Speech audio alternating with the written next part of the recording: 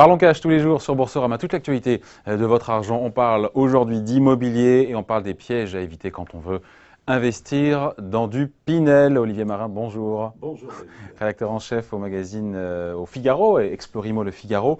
Le Pinel, ça cartonne, on nous le dit, on le répète.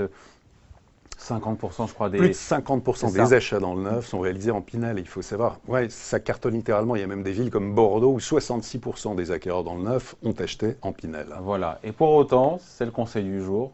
Le conseil d'Olivier Marin, c'est de pas acheter les yeux fermés. Oui, il faut surtout pas pas acheter. acheter. De faire une bêtise. On rappelle très rapidement les fondamentaux. Vous achetez un bien neuf pour le mettre en location pendant 6 ans, 9 ans ou 12 ans en contrepartie.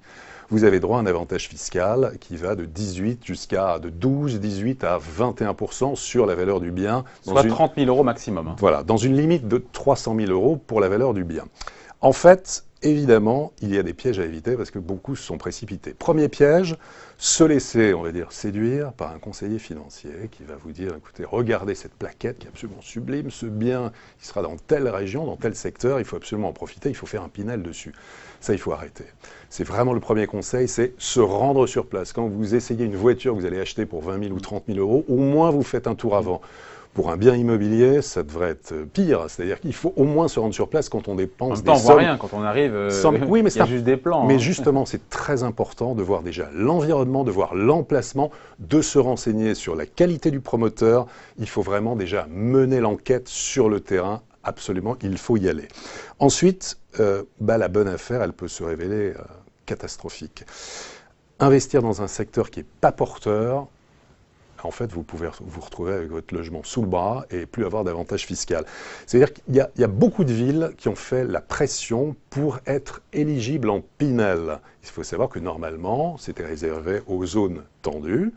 Eh ben, il y a certaines villes qui ont obtenu des dérogations pour passer de la zone C à la zone B2 et être éligibles en Pinel. Alors, pression politique, pression de certains promoteurs, mais à l'arrivée, c'est pas bien. Alors, il y a un indicateur, c'est l'Observatoire le laboratoire de l'immobilier qui cite notamment une quarantaine de villes à éviter si on veut investir en Pinel. Ça ne veut pas dire qu'il ne faut pas y aller du tout, mais il faut faire très attention. Et ces villes, c'est Bourg-en-Bresse, Saint-Brieuc, Angoulême, Périgueux, Vichy, Fécamp.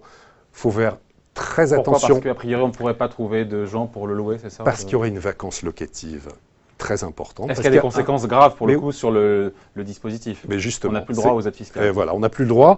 On peut avoir donc des déconvenues, vous perdez l'avantage fiscal et puis donc il faut vraiment privilégier quoi? C'est la région parisienne, c'est les grandes agglomérations, sont les valeurs sûres, c'est Bordeaux, c'est Nantes, c'est Rennes, c'est Montpellier, voilà vraiment les valeurs sûres. Et puis troisième piège, c'est la carotte fiscale qui fait pas tout, la rentabilité ne fait pas tout. On n'achète pas un produit, on achète un logement, il faut vraiment avoir ça en tête.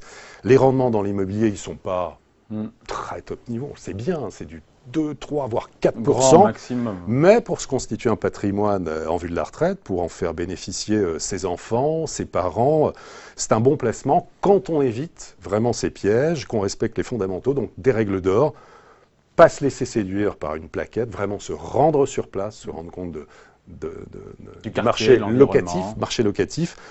Il faut surveiller à la loupe le secteur et puis ne pas miser sur un très très haut rendement. Voilà donc pour les pièges à éviter. Mais il y en a d'autres quand on investit en Pinel. Je vous renvoie bien sûr au guide Le Mémo de l'IMO qui vient de sortir, signé Olivier Marin, rédacteur en chef Explorimo Le Figaro.